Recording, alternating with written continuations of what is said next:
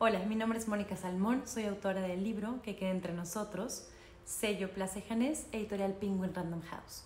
Para Te leo voy a continuar leyendo mi novela, capítulo 3, Debajo de la mesa. Victoria, no puedes pintarte la boca así.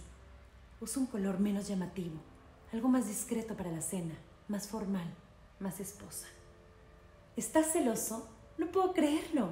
Mi marido está celoso. Victoria se subió encima de un sillón, improvisó con un altavoz envolviendo un periódico y anunciaba al mundo. Señores y señoras, Óscar está celoso por el color de los labios de su esposa. Reía sin parar. Mejor dime que se me ve divino y ven a besarme. No, Victoria, no estoy celoso. No te confundas, se te ve vulgar. Se quedó congelada. Lo miró de reojo. La alegría se esfumó por completo. Por error, había tomado las primeras palabras de Óscar como un halago. Se bajó del sillón, tiró el periódico que había utilizado como altavoz. Frente al espejo se borró su sonrisa junto con el labial y se le escurrieron las lágrimas. Date prisa, tenemos que llegar temprano. Por lo que más quieras, Victoria. Vámonos. Victoria salió sin pintarse los labios de rojo. Nadie la había llamado vulgar antes. El rojo era uno de sus colores favoritos y le gustaba en sus labios. Había comenzado un diálogo interno. ¿Desde cuándo Óscar decidía lo que ella llevaría en los labios? ¿Dónde había quedado como mujer, como persona? ¿Dónde estaban sus decisiones, su autonomía?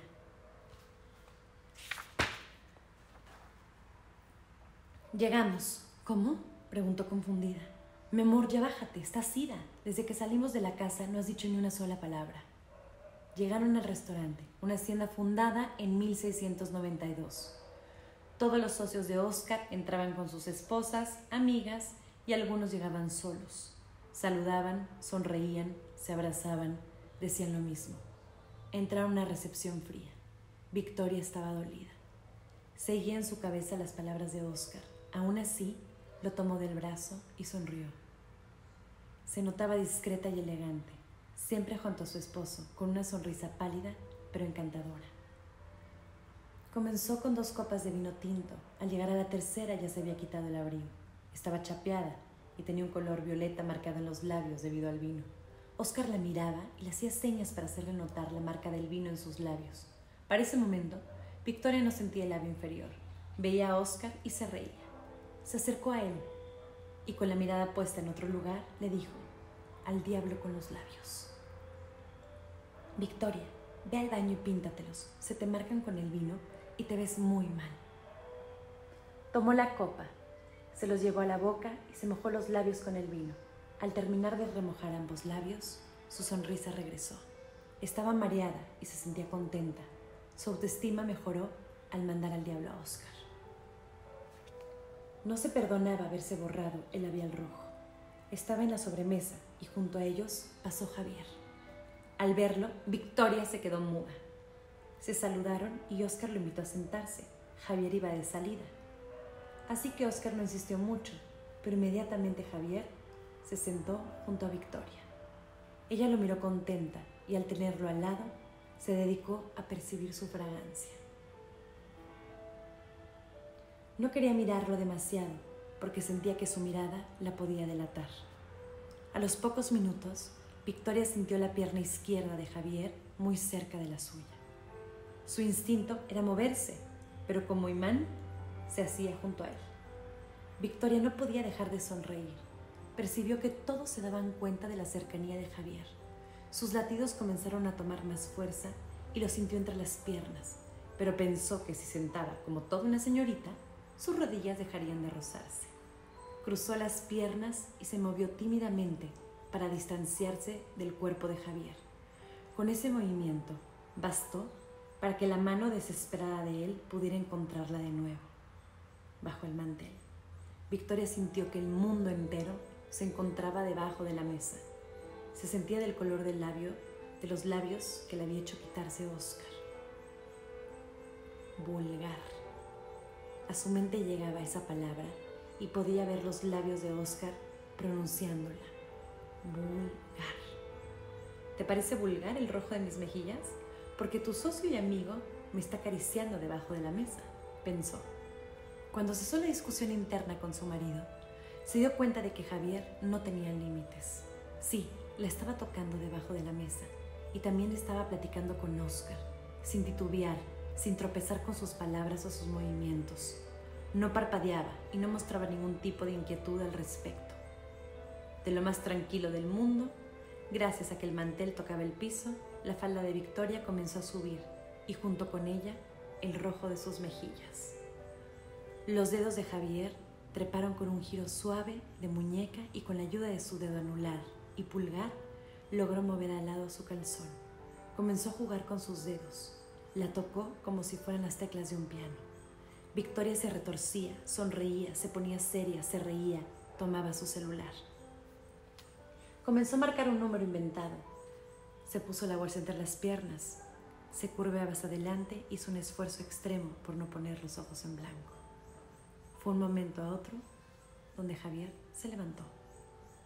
Fue un verdadero placer haberlos encontrado. Me retiro que mi esposo me espera.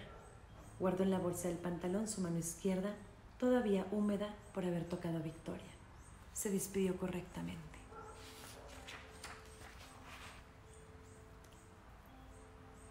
De ella se despidió distante. Sin darle un beso en la mejilla, levantó su mano derecha con un gesto de despedida.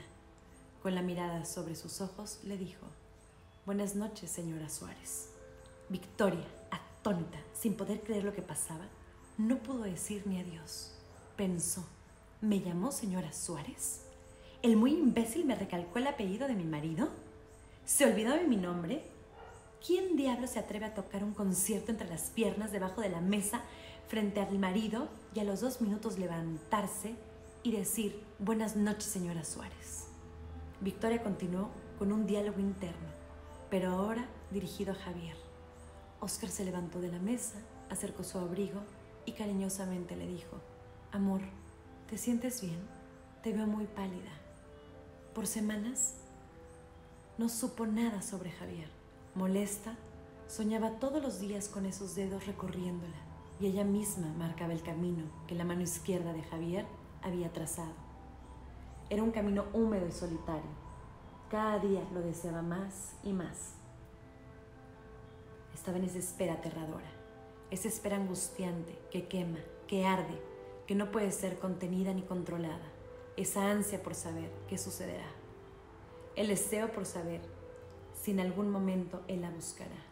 Sentía su arrogancia ofendida, su ego se asfixiaba, su corazón estaba más vivo que nunca, palpitante, arrítmico, descontrolado. Existía una necesidad que solo él y nada más él podía calmar.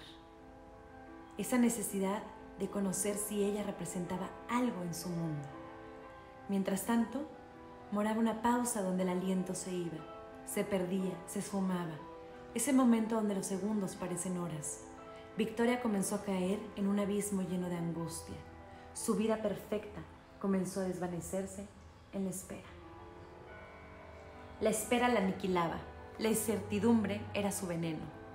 El desconocer dónde estaba parada, esa dosis de angustia, de arrebatamiento, de falta de respuesta, acababa con ella. Javier era el maestro de ignorar, de poseer, de tomar y de olvidar. Javier poseía todos los atributos, sobre todos los de la conquista. Debajo de la mesa, Victoria le había dado el poder de entrar a ese universo que se encuentra entre las piernas de una mujer. Con enfado decidió no volver a pensar en él nunca más. Cada vez que recorría el pasillo para entrar a las recámaras de sus hijos, procuraba voltear en otra dirección. Ver a la Virgen era recordarle. No deseaba más ser su cómplice. El silencio de Javier había apagado la chispa de complicidad que había entre ambos. Se sentía culpable. Le echaba la culpa al vino, a la frialdad de Oscar, a la fragancia de Javier. Le retumbaban 2 palabras en la cabeza: vulgar y tonta. ¿Con qué cinismo, con qué descaro, con qué seguridad la había tocado? ¿Cómo asumió que abriría las piernas para darle entrada? ¿Cómo supo que no le daría una bofetada a mitad de la cena, frente a su marido. Cada pregunta era constante y todas carecían de respuesta. Lo deseaba y lo comenzó a odiar por tanto abandono. Se sorprendió cada mañana con la mano entre las piernas al soñar con Javier. Lo cierto era que ambos estaban casados. La agenda de Javier se encontraba saturada. Sus compromisos sociales y laborales le quitaban tiempo, pero Victoria no podía justificar que le hubiese llamado con el apellido de su marido. Desde ese momento sintió el frío de su despedida. Victoria salió a cenar con los gemelos y entre risas y anécdotas pidió la opinión de un hombre. Entre los misterios del amor, los hombres y las mujeres tienen diferentes perspectivas. Victoria les contó que había vivido una noche anterior, pero como una amiga en su papel. Tu amiga es una zorra, de esas baratas, sin escrúpulos, sin ningún tipo de respeto. Mira que hacer eso frente a su marido, opinó Antonio. En cambio, Pedro lo interrumpió. Tu amiga está harta. Lo que necesita tu amiga es sentirse deseada, amada por un hombre. Seguro su marido no la satisface. No. Es una zorra. No necesita más que la manden a la mierda por puta, concluyó Antonio. Ahora resulta que hasta debajo de la mesa te tienes que cuidar de las pinches viejas. Victoria lo detuvo. Basta, Antonio. No juzgues con severidad. No la conoces y no sabes qué motivos tuvo para dejarse tocar. Sí lo sé. Tu amiga está enfermita de las piernitas. Rieron. Se le abren solitas, exclamó Antonio. Los tres soltaron una carcajada. Victoria siempre había deseado una hermana. Siempre había celado un poco la unión y la complicidad que había entre sus hermanos. Pero la realidad era que en esa carcajada, en esos encuentros, ella era la razón de existir de sus hermanos. En esos momentos los tres eran almas gemelas, con puntos de vista independientes, pero la unión de sus almas los elevaba. Victoria sabía amar a los hombres sin ningún temor. Finalmente estaba rodeada de ellos.